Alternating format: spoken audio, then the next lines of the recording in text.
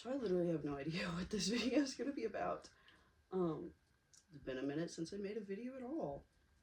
I just was literally like thinking, okay, at first I wanted to just kind of sit and be bored and like do nothing because I have gotten back into the bad habit of doom scrolling and like I'm just on my phone all the time and it makes me upset and I don't want to be on my phone all the time. So I was gonna sit and just do something by being not on my phone, like directly counteracting that. But I'm like, the only reason, like, take a shot every time I say like, but I keep like doom scrolling because I'm not creating anything. I continuously consume and feel bad because I'm not creating anything. Like I'm not making anything. So I put my phone down, I journaled, but I'm like, I don't want to write right now. Because I was thinking if I wanted to write, I could just go over to the computer and I could write. And if I got something on the brain and I want to write, nothing will stop me from writing. But I was like, I don't want to do that. I just kind of want to sit here. I just kind of want to sit here and do nothing. Nothing. But even that, because I have such a hard time letting myself actually do nothing, um, I feel the constant pressure to be doing something because the world that we live in prioritizes what you can do and what you can produce over your innate value as a human being. Like, yeah, I don't think I could word it a better way. I don't know. Let me chew on it for a minute.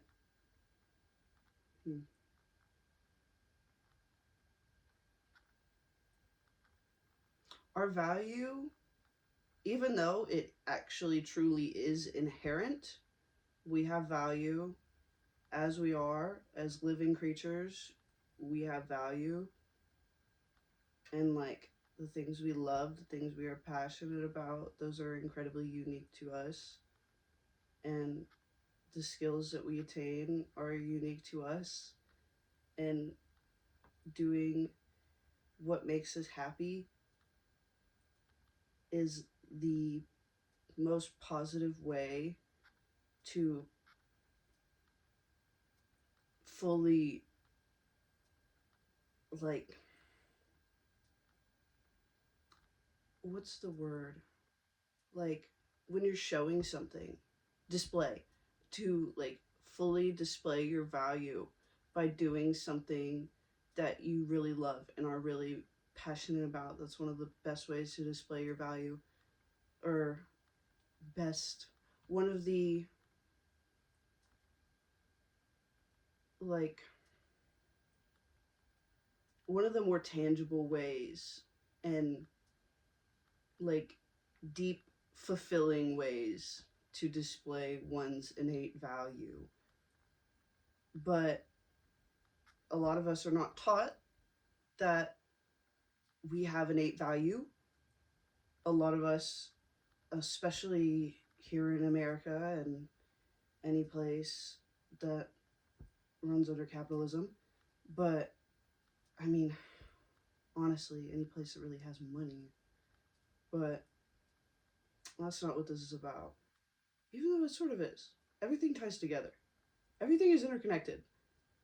So we are taught that when we are making things and when we are doing something to benefit the machine, or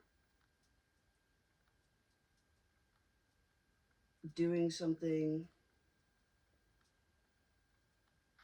doing nothing is deemed useless under society. That's the easiest way to get out the words that I've, like, the thought that I've been trying to string together. Doing nothing is considered useless in today's society. But it's not useless. It is important to do nothing because it's like you need to find a balance between work and play. It's literally like everything in moderation. If you work and work and work and work, you're going to burn out. You're going to crash and burn, and it's going to be horrible and ugly, and you're going to hate it. But doing nothing all the time, it's going to feel depressing and like you're trapped in the pits of hell because you're not doing anything at all. So it's really important to find that balance. And I struggle so hard with doing nothing, even now. Even now, I'm supposed to be doing nothing, but I'm not doing nothing. I am talking to my phone. Um, but admittedly, these are just thoughts that I would have thought on my own. I am just recording them to be shared on the internet. Um, but yeah, specifically where I really struggle is when it comes to other people. Like when it comes to myself, I've sort like hold on, pause, rewind. Hmm. Everything is made to be transactional, and so I am currently in the process of deprogramming myself that genuine loving care is not transactional. I mean, it is and it isn't. It's not like it's not something that you need to like buy or pay for. Like you can't. I mean, hypothetically speaking, you could, but like that's not what I'm getting at. I feel like the words transactional and reciprocal could they're very similar, but they don't mean the same thing. Relationships do need to be reciprocal. There needs to be equal give and take and ebb and flow, but it doesn't need to be like do this so I do that. And like it needs to come from a place of genuine care and like love and empathy for another, and like doing this for you makes me happy, not because I'm doing it because it makes me happy to do this for you, not because I'm going to get something in return, you know? We shouldn't be like trying to find what we can gain from everything, not physically, not I mean, to a degree, yes. But the only thing that you should be really worried about gaining is knowledge. I mean, that's sort of how I see it. I mean, sometimes, I mean, yeah, we're human, we live in a 3D world. So, obviously, I think about tangible things, but I try not to make that my focus. I try to focus on whenever it comes to a sense of gain, I'm not trying to see what I can benefit, like what helping a person can benefit, like how that will benefit me. That's not what I'm looking at. I'm going to help a person because I want to help this person, no more, no less. I'm not going to go pick up trash outside because I'm going to get something from it. I'm going to get something for it. No, I'm going to do it because I don't like the fact that there's trash outside. So I'm going to pick up the trash. Like, what else is it? Like, I lost my train of thought, so I'm gonna let it go. But that's the difference between like transactional relationships and reciprocal relationships. Um, Transactional, you're you're only doing it because you stand to gain something, pretty much. You're not doing it from a place of care and love. Um, and then reciprocal relationships is both parties benefit, and it like shifts and it changes because there are times where somebody will have to like in a healthy reciprocal relationship, one person can depend on the other for some time, and then that person can depend on themselves again, and then when the other person may need to depend on them before they can stand on their own again. And it's like it's not even like that in a sense. Like, what's an example? Like recently, um our water pipes froze. Like, we didn't have water. That happens really, like, a lot of people, that happened to a lot of people here. um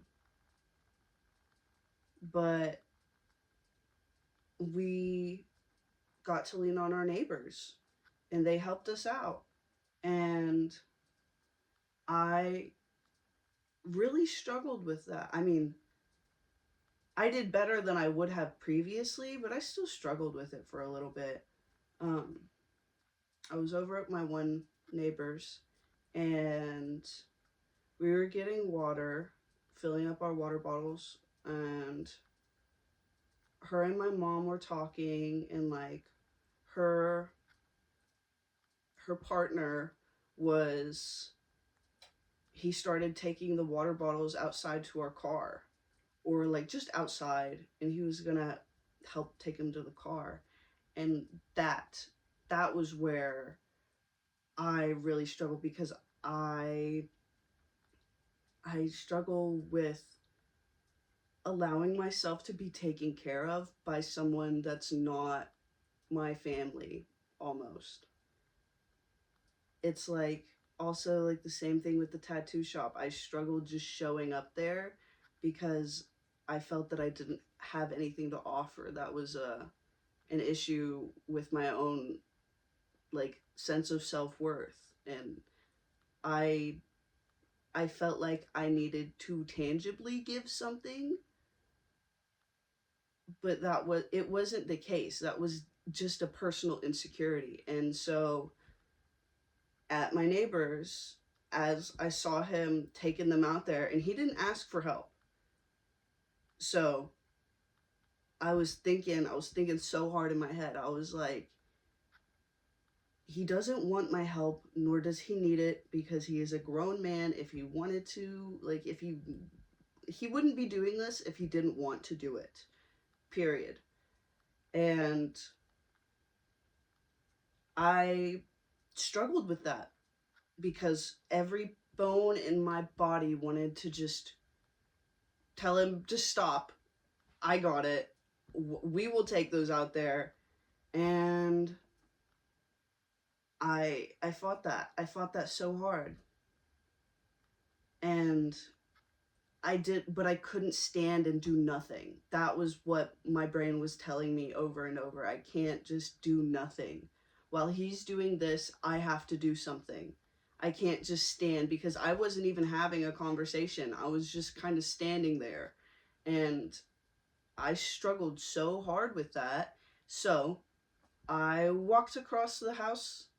Um, they have like a open kitchen, living room, dining room sort of thing. I walked over to the other side of the living room where all the windows and plants are, and I started pruning the plants. There's a whole wall of plants, and I just started pruning them and picking off all the dead leaves and stuff like that for the plants. Because in my brain, I was like, I have to do something.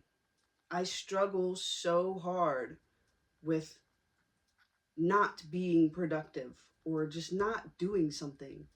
I struggle with doing nothing. I struggle so fucking hard. This is literally the perfect example of that. I'm making this for me more than anybody else. Honest to God. Because why else would I be making this right now other than stalling, doing nothing? So yeah, that's what's popping in my realm right now. I I've gone through a couple journals, and my current journal is just a like a school notebook, like a spiral school notebook, and it's the five section one. It's the really thick one. It's got like five different sections in it, and I'm almost done with it. I'm almost done with it, and I started it in January, and I'm almost done with it. And I think that's kind of crazy because it shows how much I've been writing. And I think it's so funny, like how much I actually write when I clay, like, oh my gosh, the way I genuinely hated journaling with every fiber in my being before I'd even tried it. Before I was in the mental hospital and was like, okay, I'm actually willing to see what all is out there to possibly help me get better. And I had so many people tell me to try journaling, and I literally, since probably like third grade, I was like, I hate writing. I hate writing. I hate writing. I hate writing. And so it was literally until my senior year when I actually sort of gave like writing a shot. And it changed my life completely. And it's so crazy how just like one moment can make such an impact, because up until then I did not fuck with writing. I mean, there are lengthy notes where I just sort of like info dumped everything that was in my mind. So there was sort of some journaling there, but it wasn't something consistent, and I didn't really have, it wasn't intentional. But slowly starting journaling, it was just, I just needed to give it a try. That was it. I was like, I'm at least going to try it, because at this point, I have nothing to lose. So I tried it, and it helped me. It helped me not unnecessarily vent or lash out to others. And it helped me process my thoughts a lot better. And it wasn't even like consistent at first. At first, it was just here and there whenever I felt like it. And, I left the hospital, I went home, and I started to do it every other day or so, give or take. And with that, I was able to actually, over some time, obviously, I was able to compare how I was before and how I was after, with this being one of the only major changes that was there that had taken place. And, obviously over time, I started learning about better ways to help my mind and things like that. So new schedules were implemented, new routines were created, and journaling was something that I did want to do consistently because I knew it was good for me. But sometimes I understand that knowing something is good for you does not really make it more enticing or easier to do, because it's like knowing something is bad for you doesn't stop you from doing it. So I decided to get, I don't know, a little funky with it or something, a little, get playful with it maybe, to the point where I figured out like how I could enjoy writing and how I could enjoy journaling.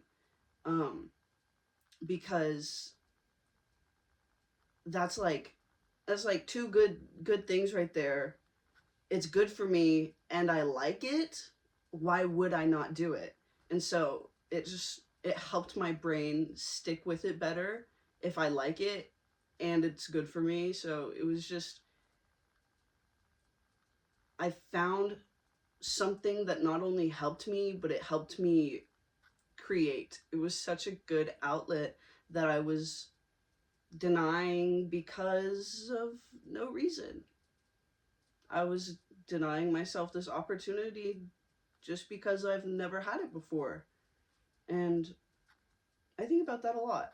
Now I write at least one page a day. And when I first started implementing this, it wasn't consistent.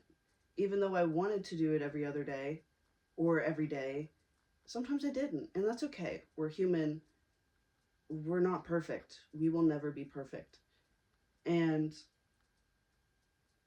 so I didn't let a couple bad days make me forget all the progress that I'd made.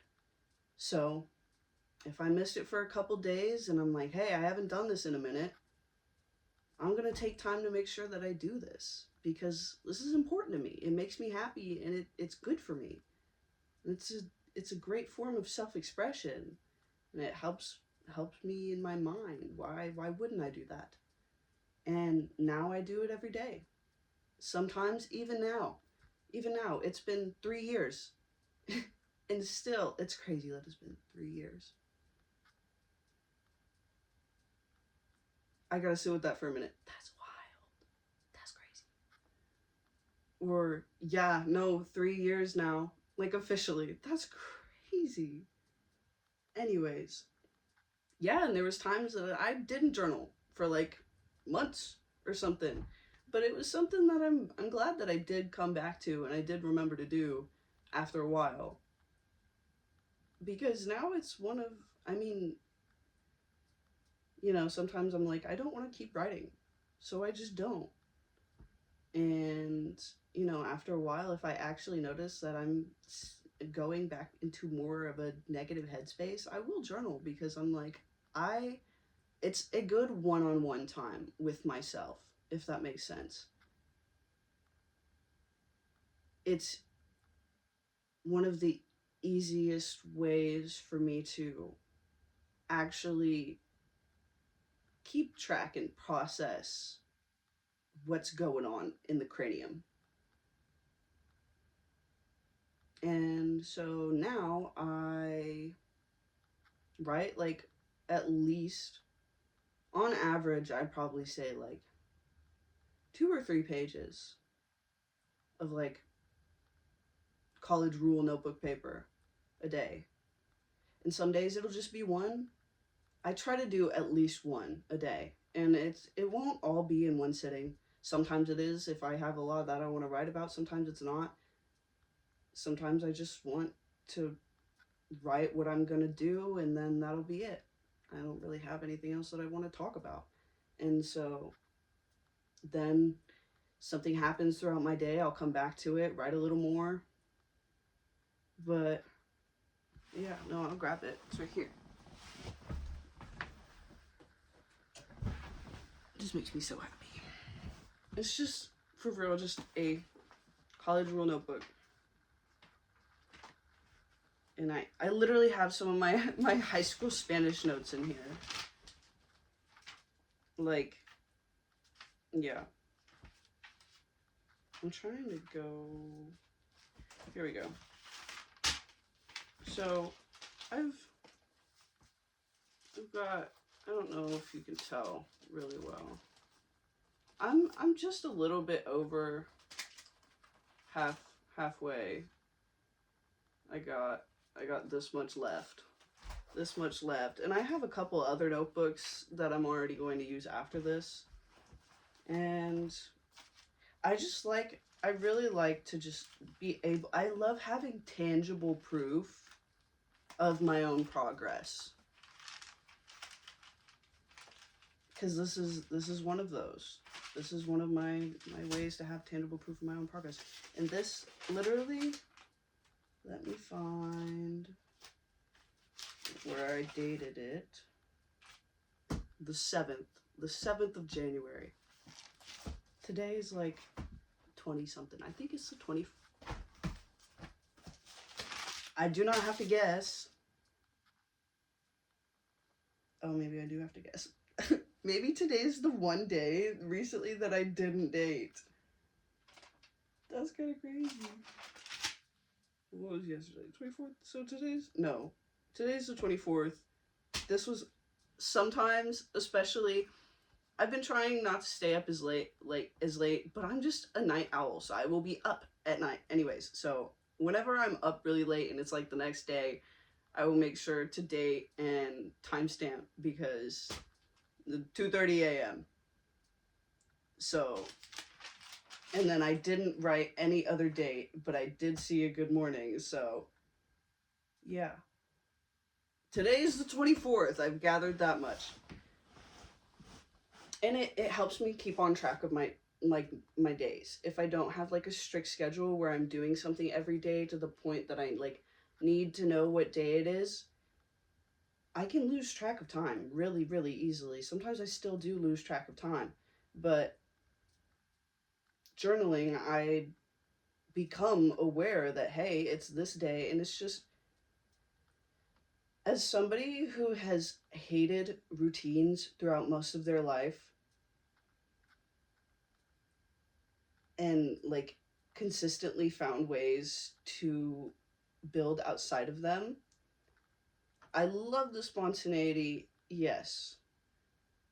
And I struggle so hard to keep routines, especially starting them. But I function best with a routine and with a schedule. But it's that need for balance. I need to have some spontaneity with some structure. And, life is about learning, so it's going to take me a while to find the proper balance. But you know what? I'd say we're making progress. We're getting there. I have some spontaneity every now and again, and just otherwise, because if I notice that I'm holding too tightly onto something, then I will purposefully let go of it because I don't know, it seems unhealthy, I guess. And like, because I don't want to push ideas onto myself and like force myself to be something that I'm not, or force myself to fit into something. That's the last thing that I want to do. So if I am simply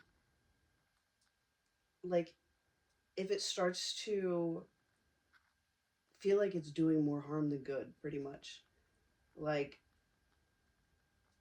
if I start checking out and I'm just going through the motions and I'm not there anymore, I'm not in it, I'm not present while I'm doing these things. If I'm, if I've lost the love for it or whatever, like it's not even lost love for it. It's just a need for a refresh or just a step away or taking a step back. A need for a change, pretty much. Then I'll take it because I don't want, the last thing I want to do is be stuck. And the only thing that keeps me stuck is me. So I do everything in my power to unstick me. And yeah, so that's why with journaling, I don't do it every single day, all the time. Like, there was days where I was literally struggling to even put words on the page, filling up a quarter of a page. I was just like, I don't want to do this, so I didn't do it. It's not that hard. And